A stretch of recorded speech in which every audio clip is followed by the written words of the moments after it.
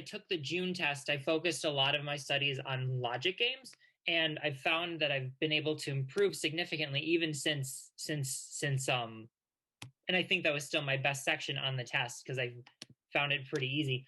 But I found that I've improved since on those, and I can definitely see the results there. And as you've said on your website, and as others, the other resources that I've looked into have said, because it's the most, for lack of a better word, empirical or the most precise section, it's the most easily learnable one. In contrast, I think I'm finding that the logical reasoning is where I'm not improving very well. I'm not improving in the same way. I took a practice section and I worked on it last week, and a very unexpected occurrence happened. So the day before, I had printed out every single question on a previous section that I got wrong, and went through and looked over the right answer, the explanation, and the wrong answer, and the explanation for why I was wrong. Excuse me. And I thought that I fairly well understood why I got each of those questions wrong. And so I went and I did another separate logical reasoning section on a test. I didn't time myself. I tried to do it within time, but I figured I'm not worrying about that for these cases. And it was honestly the worst section I'd done since I took my diagnostic. And I was very, very surprised by that, because I genuinely thought that I was understanding these options and understanding why. And a number of the questions that I got wrong, it was between the two final answer choices that I had narrowed down. So it was fundamentally, I could have probably gotten 5 or 6 more questions right if I had chosen the other option. Of course, understood. Yeah, it always comes down to those last two, right? Mm-hmm. And that's the nuances, the small details in the answer choice mm-hmm. that can make all the difference. And so as you're going through the review process, that's one of those things you want to look for. Mm-hmm. So yeah, logical reasoning is the section I think that is the biggest pain for me. I can certainly improve and want to improve on reading comprehension, but I think that I want to focus more of my energies onto logical reasoning and maintaining the improvements I've seen in logic games. Because if I'm frustrated with the LSAT, or I feel like I don't want to do logic games, I don't want to get frustrated, I do logic games for the day, because I know that I can definitely absolutely figure out all of the stuff during that time. Yeah, of course. Yeah, logical reasoning, there's a lot more nuance, a lot more to dive into. Like you said, mm-hmm. logic games can be a lot more clear cut. Yeah. Logical reasoning has all that's perceived ambiguities of language. And so you want to walk through that review process in depth. Have you had the chance to go to any of the live classes for logical reasoning and walk through that review process there, seeing the Socratic review method in action? No, that I have not had the opportunity to do yet. I think I only registered on Thursday for the Supreme course. And over the weekend, I focused on logic games because it was very busy. And so I wanted to get tested and studying in, but I didn't have as much time as I would like. So I just focused on logical reasoning through through my existing resources. Yeah, understood. Of course. Okay. Well, when you have some more time to dig in, when work is not so busy, or you can carve out the time, then go to some of those live classes on logical reasoning. If you can't make it live, they're all recorded mm-hmm. in the workshop section of the course. You'll see how we walk through it live in class and how involved it can really be mm-hmm. when you get into it, looking at what threw you off initially. Was it in the stimulus? Was it how you interpreted the question stem? Or was it the small differences in the answer choices? So in mm-hmm. those situations where you're down to 2, it's really worth diving deep to figure out, okay, well, what made the wrong answer seem appealing?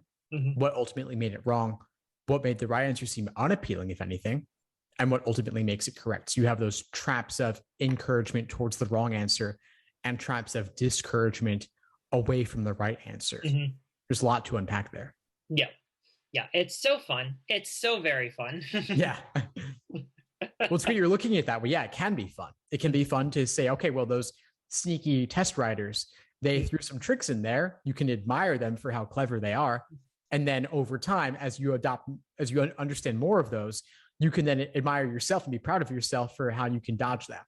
I might use a less kind word than sneaky, but yes. Yeah, very much so. So that one test, I don't remember what test it was. I think it might have been in 2013 or something, but I was just absolutely astounded by the fact that I did, frankly, terribly on the section. And I don't know what the approach is for handling that kind of an undulation, that kind of a dip.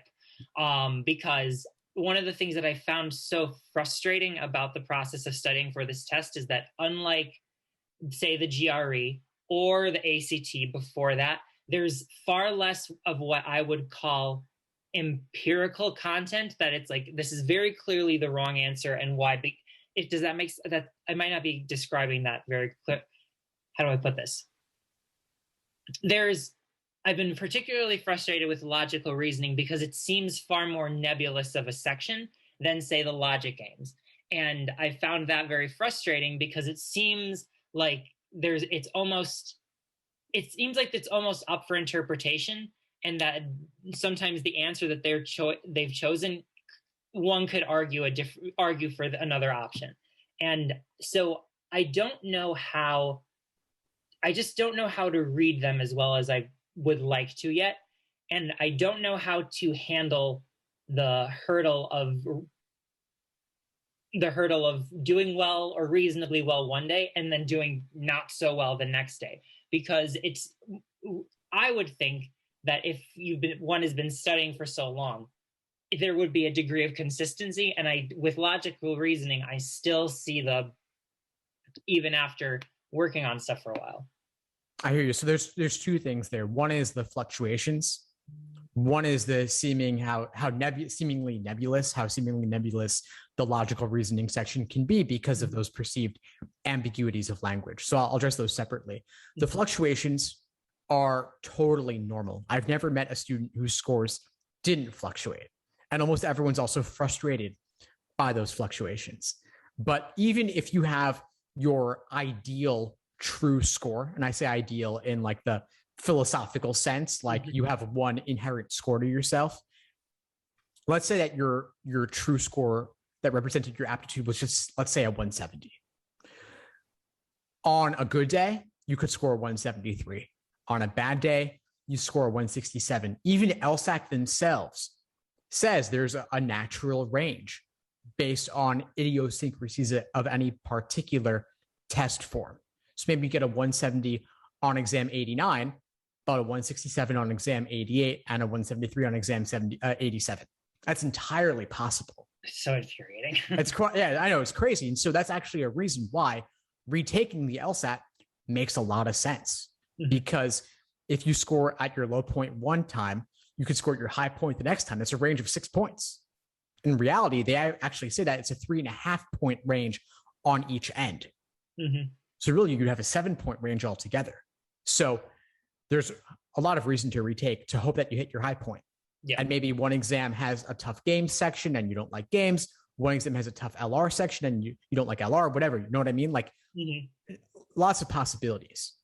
And logical reasoning has fluctuations as well. Maybe they have a tougher parallel question one time and a tougher strengthening question the next time, depending on your strengths and weaknesses. It could unfold differently for you.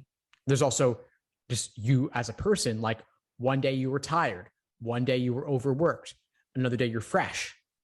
You perform differently based on that as well. So a lot could be going on there.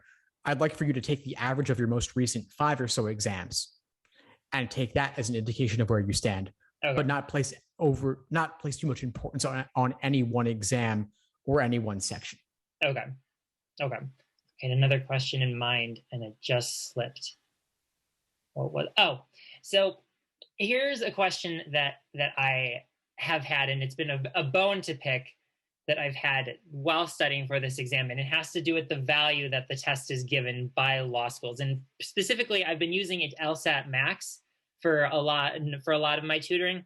And something that I found infuriating about their marketing is that they purport that it accounts for at least 70% of the admissions decision. First of all, I have no idea how that's quantified, though I've seen it said. I've seen and heard them and read them say it. And second, just in your professional experience, what merit is there to that? Obviously, unlike the GRE, unlike perhaps the MCAT, it is weighed in a particularly heavy way compared to other graduate level exams. But what, in your experience, is the weight that it's given by law schools in comparison to say GPA or those other qualities and components of the application, such as your letters of recommendation and your personal statement? It's a great question. And certainly any numerical claim around the relative importance of the LSAT relative compared to other factors, that claim should have a citation. We should be able to look up if it's 70% or 60% or 80%, whatever it might be. I don't think 70% is accurate. That sounds really high to me. And of course, one of the tutors said it was 80%. And I think I had to bite my tongue because I wanted to say that had to be absolute BS. Yeah, I mean, they have to back that up with something. There has to be some evidence. There has to be a citation. We have to have data, and you can't provide that. It doesn't exist. Yeah. Admission officers will always claim, "Oh, it's holistic," and probably that's just, it sounds nice to say holistic. So there's the other end, right? Like they say, "Oh, we look at everything." In truth, they have strong incentive to consider LSAT scores very highly because that's what goes to the American Bar Association. That's what goes to US News. No one is quantifying a personal statement. It can't be done, but the LSAT can be done. And so US News factors in LSAT, they factor in GPA. And I would expect that, however, US News factors in those numbers is how law schools have incentive to factor those in as well. Yeah. As for the exact numbers and proportions, I couldn't tell you. Okay. But overall, my understanding is LSAT is the number one factor. GPA is number two. Then the quote unquote soft factors like personal statement, diversity statement, letters of recommendation, addenda, resume, all have a role to play as well. Okay.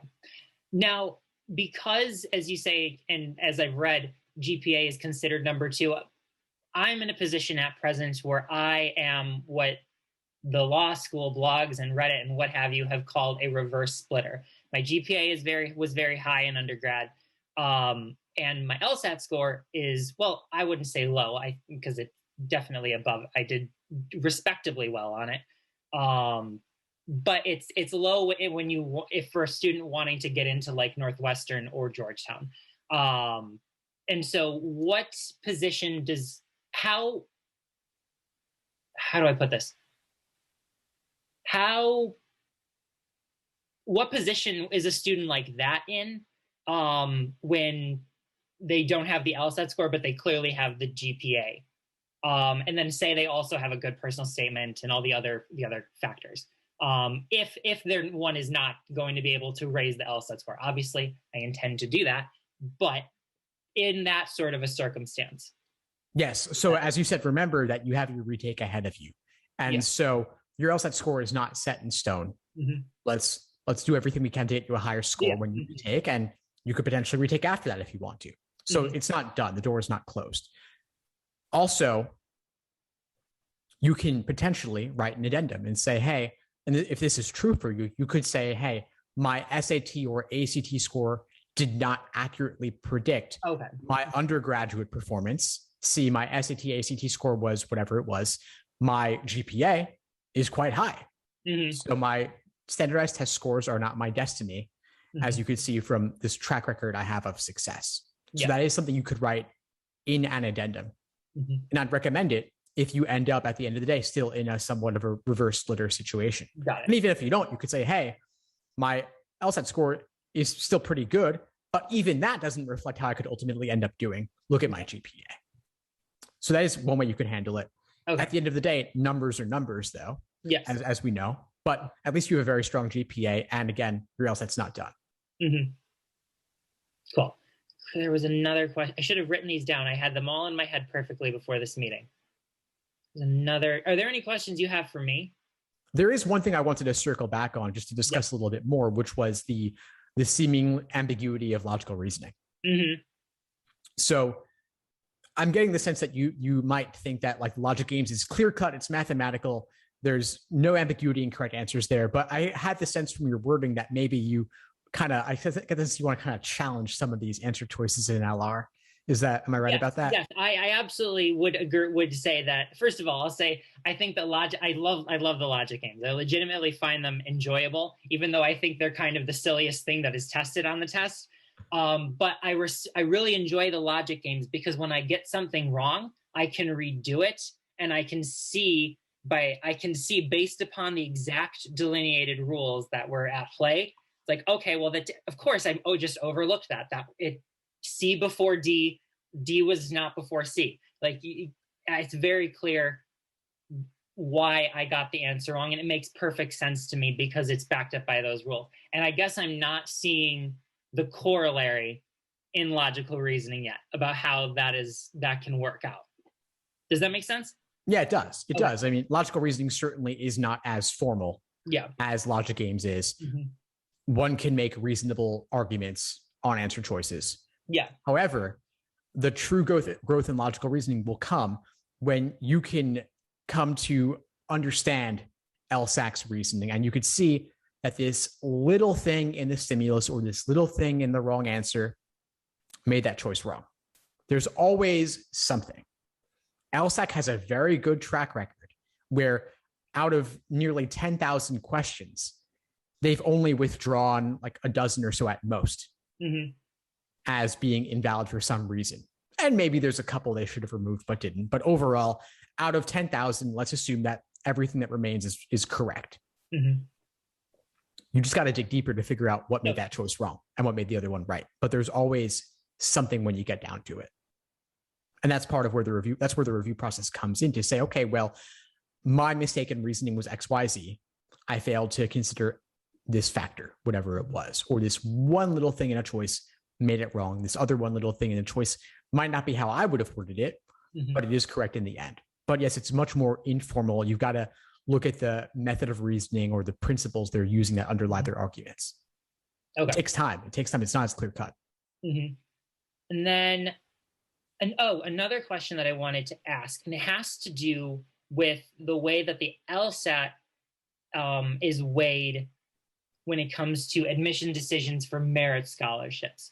I doubt that there's any data on this either. If there was, I'm sure I would have found it by now. But how much, if the two main factors, say, are your GPA and your LSAT in terms of merit scholarships, what would you say, in your professional opinion, is the breakdown between what decides those merit scholarships for an applicant being admitted? Well, basically, the higher you are above their medians, the more likely you are to get scholarship money, and the more scholarship money you're likely to receive. So I would want you ideally to be, let's say, above their 75th percentile. Puts you in a pretty good place. Best case scenario. But say for example, at, I don't know, Georgetown, say my GPA is, because it was above the 75th, but we get my LSAT score ultimately to be around like the 50th percentile ultimately. Would that be a hindrance to me, hypothetically, if that's too specific? You can't really answer that because it's too specific. I mean, the one thing I'll say in summary is that higher numbers are better. That's all you can really do. I mean, your GPA, you said it's high. That's fantastic. Just get your LSAT score as high as possible. There's not too much more I can say than that, except let's also look at the soft factors. Let's look at your personal statement, diversity statement, addenda, letters of rec, resume. All of that can play a role as well. And let's say if you happen to get lucky as well, let's say that there's a topic that you cover that really resonates with the person reading your file, they've got some wiggle room. They can dole out money as they like. It could be like, okay, well, you ski? I like skiing also. Or you play table tennis? I like playing table tennis also. Like whatever it is. Or it could be based on what you talk about in your personal statement. And there's an element of luck there. It's not like I'm saying, go Google all the people who read the essays and try to mention the right things. And you don't know which individual is going to be looking at it. But those things can make a difference. And if you want to maximize your odds of getting in, you want to maximize your scholarship money, aim to make everything you submit as high quality as possible. Okay. Oh, I finally remember the main question I wanted to ask. So I plan to retake the LSAT in November. And therefore, I'm going to not be fully submitting applications until probably after I do that. My first question is, because that LSAT score will probably not be coming out, so to speak, until the end of November, would I run into issues as an applicant if, say, I push send on November 14th, the day after I take the test, and so they have everything except that newly updated LSAT score until later that month? Would that potentially screw me up as an applicant, or would the Law School Admissions Council's Credential Assembly Service sort of just basically send an update saying, oh, he's got a new LSAT score, factor this in, put this in his file? So I would hold off on hitting submit till your score comes back. Okay. Just in case. Okay. Yes, schools can see that you have another date on the calendar. Mm-hmm. They can even see if you're registered for an LSAT. Mm-hmm. But you don't want them to look at your application or look at anything about you in terms of your score report until you get that new score back. And just think about, you want to make the strongest impression possible, mm-hmm. and a higher score for November, then seeing that associated with you rather than seeing a lower score plus your materials and then saying, okay, well, we're going to hold off till we get the new score. Mm-hmm. I'd want them to see the higher score. Okay. And then because in that circumstance, then that would probably have me applying at the very start of December. Obviously, it's the constant advice is submit your applications as early as possible. Does that classify me as a late applicant at that point, would you say? Okay. No, December is not late. The cycle has changed over time. You might see outdated information from 5-10 years ago when things happened much earlier in a given cycle, but now December, January are totally fine. They're smack in the middle. Okay. Because that was one of the concerns I had, because I had been preparing myself mentally for the idea of, I would be okay with pushing it off a year. I know this is what I want. I'm okay with pushing it off if it means being more strategic. But of course, if I can manage everything and it all works out, why not? Oh, sure. I mean, if you were taking February or March and you were on the fence about waiting a cycle, all else being equal, I would wait if you were taking February or March and you were not in a hurry. Mm-hmm. If it didn't really matter to you, you go this year, next year, whatever. Yeah. But November LSAT, January LSAT, still totally fine to apply the same cycle. Okay, good. That is good to know. That was something that was of concern to me, because I had, and this is just the neurotic side of me. I've already asked people about letters of recommendation. I don't want to feel bad by saying, actually, I'm waiting a year. I'm so sorry to inconvenience you. No, it's fine. Those letters would still be good, typically, by the way, anyway. It's not like a year is a big deal. Okay, good. And then I think there was one other question, but unfortunately, it is also escaping my mind. Okay, well, if it comes up for you later, you got it. Okay, cool. There are actually two. So sorry. Sure. When are those mastermind sessions? I'm sure I can find it on your website. I just haven't had the time to look through it all as thoroughly as I would like. When those class sessions are? Yeah, sure. So the classes are almost every single day. What time typically? So typically the classes themselves are at 8 p.m. Eastern. Okay. Oh, okay. That works out. There's also study groups typically before and or after class as well. So for example, today's Monday, we have reading comp at 8 p.m. Eastern. There's a reading comp study group at 7 p.m. Eastern, 1 hour prior. Mm-hmm. Then logical reasoning, I mentioned that because you talked about logical reasoning a bit. Logical reasoning's on Thursdays. Mm-hmm. And there's a study group both before and after. So logical reasoning, 8 p.m. Eastern, study group 1 hour prior, and also at the end of the class itself. Mm-hmm. Okay. Yeah, so if you go to the workshop, if you go to any section of the course, on the right sidebar, you'll see the summary. And then the workshop section has all the Zoom RSVP links as well. Okay, excellent. Thank you very much. Yeah, of course. And did you have one other question as well? No, I think that actually, I think I mentally merged both of my questions and you answered both of them. Cool. Perfect. All right. Well, it was great to speak with you today. Any questions, you need anything, reach out. I'm happy to help. Excellent. Thank you very much. Thanks for tuning into the show. Please subscribe if you haven't done so already to be notified of new episodes as I release them. And feel free to reach out if you need anything at all as you move forward with your prep. I'm happy to help however I can. In the meantime, I'll wish you all the best and take care.